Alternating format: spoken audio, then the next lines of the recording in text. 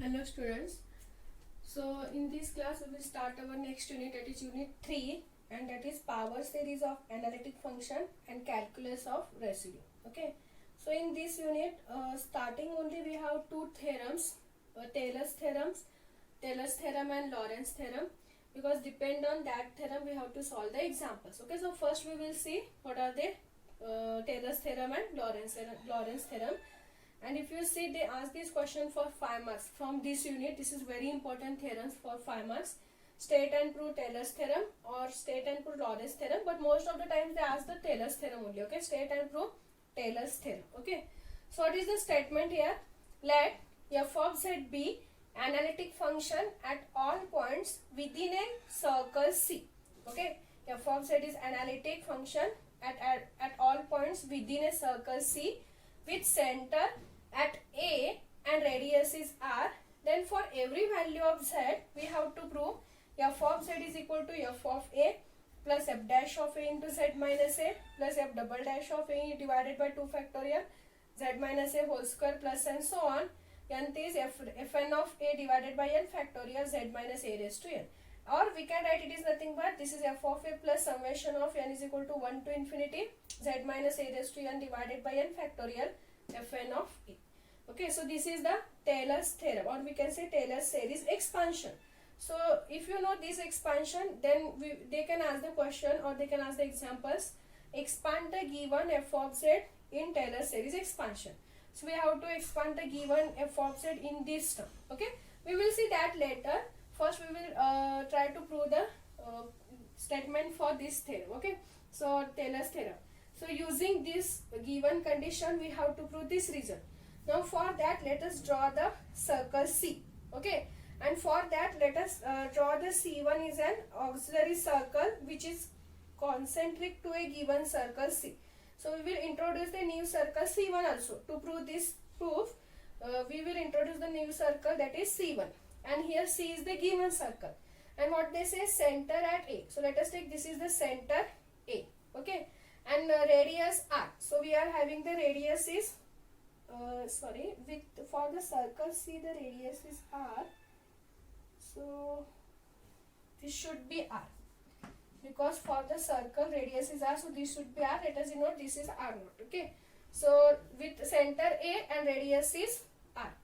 Now let us introduce the new point Z here. Okay, and here Z be any point which lies inside C.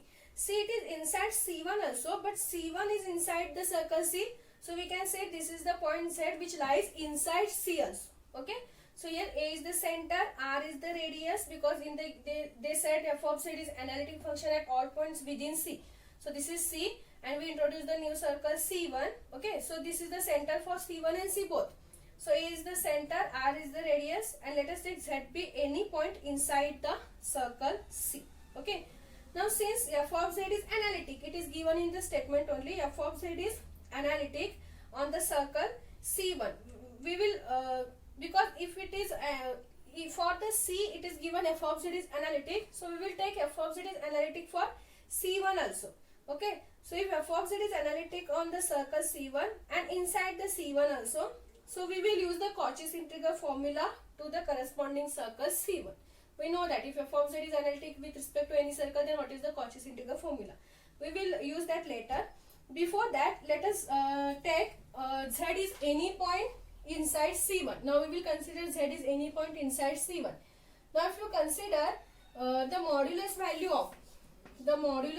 of w minus a is greater than z minus a, because if you consider this distance w minus a, this is greater than this distance z minus a. Okay, so using this we will consider w minus a, modulus of w minus a is greater than z minus a, because if you compare this distance is greater than this z minus a. Okay, so that implies, okay, I will rub this statement.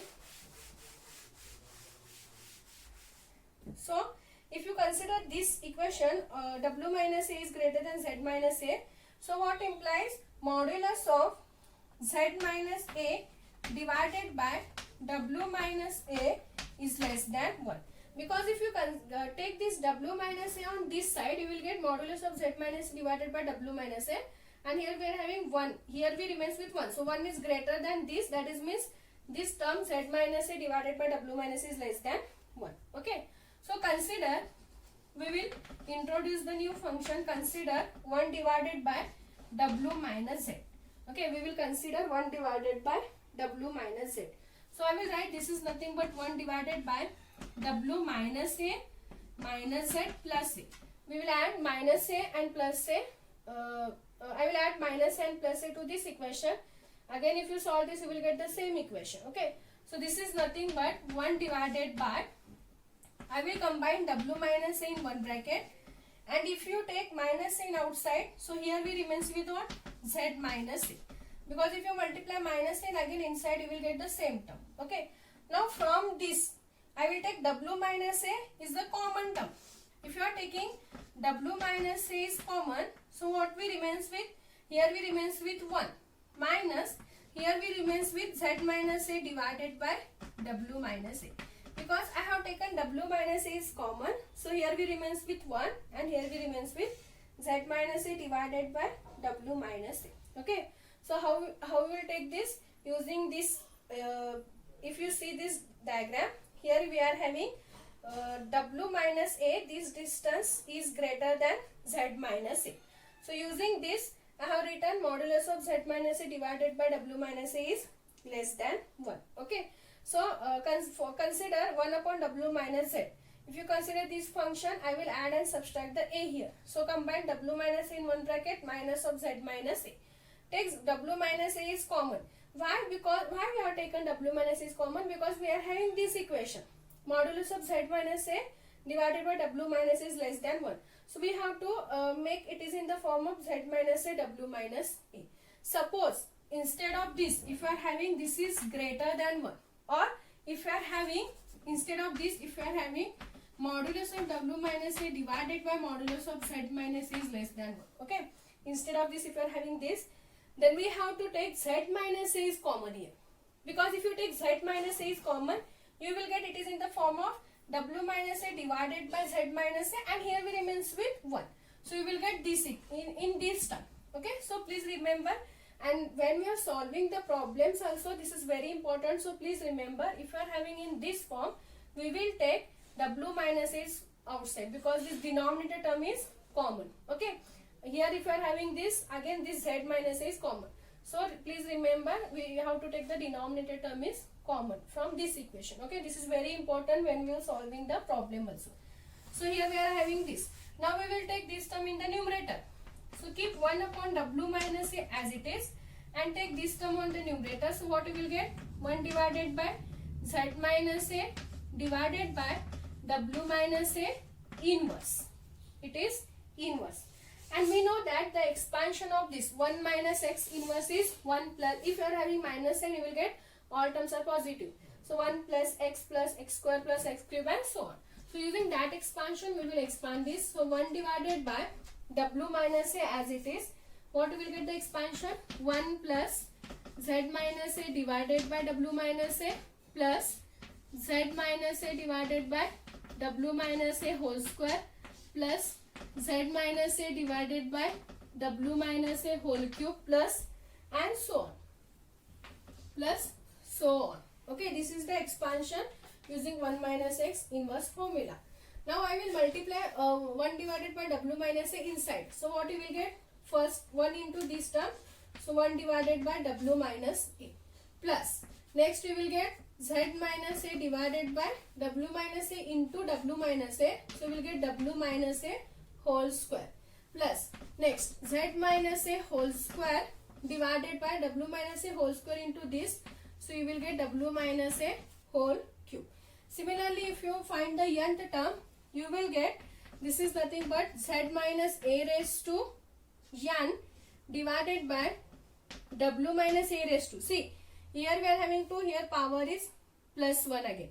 So how you will write in general? It is n plus 1. Okay.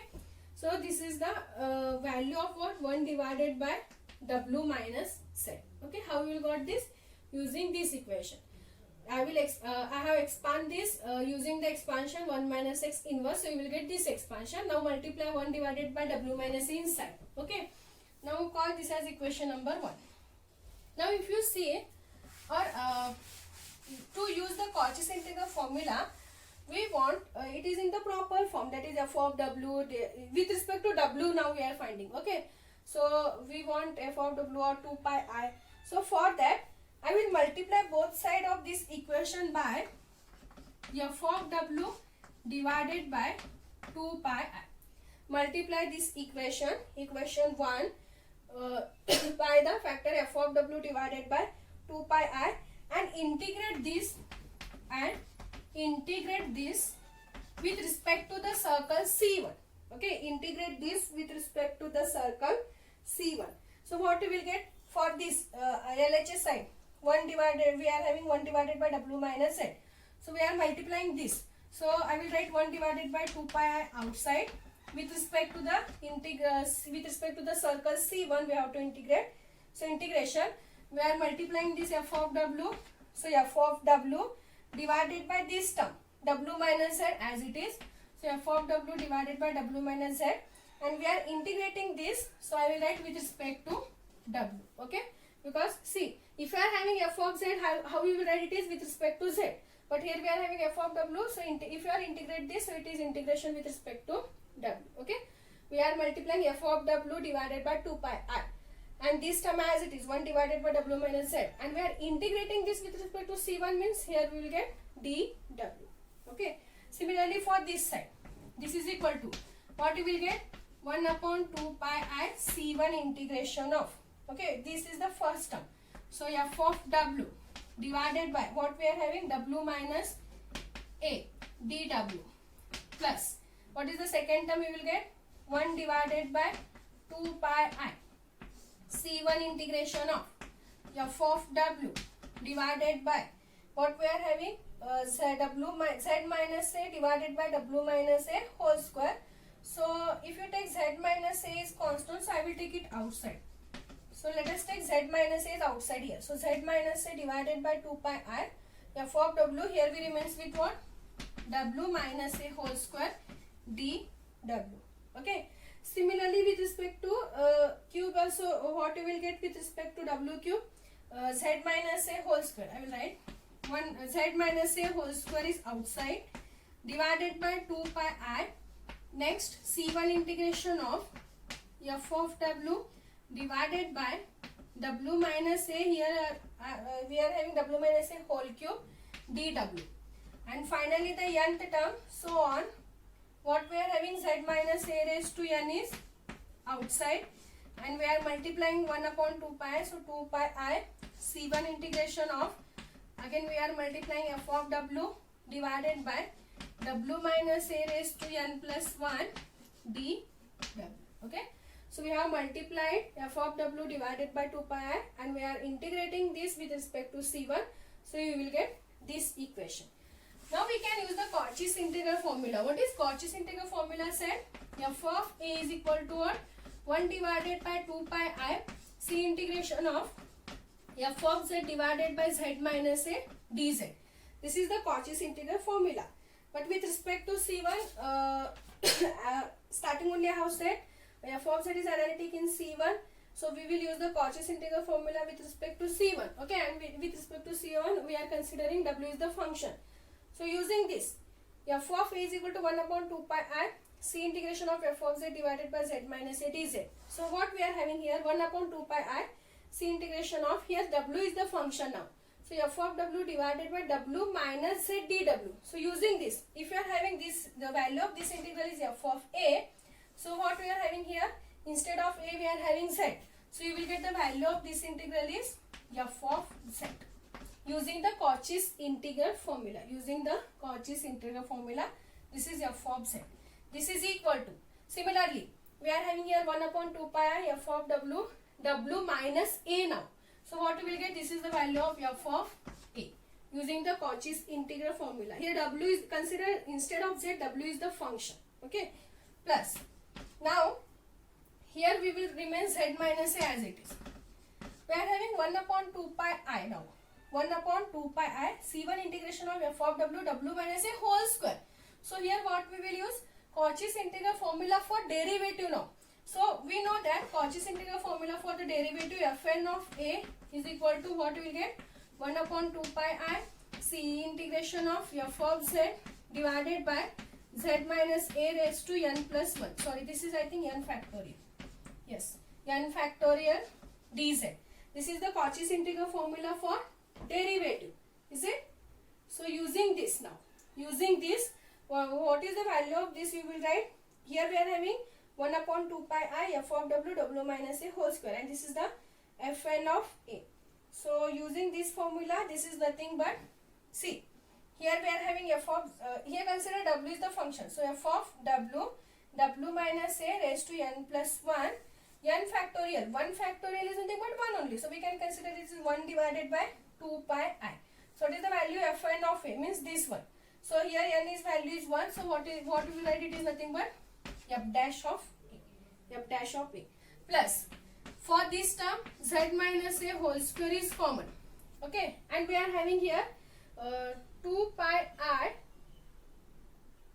wait a minute,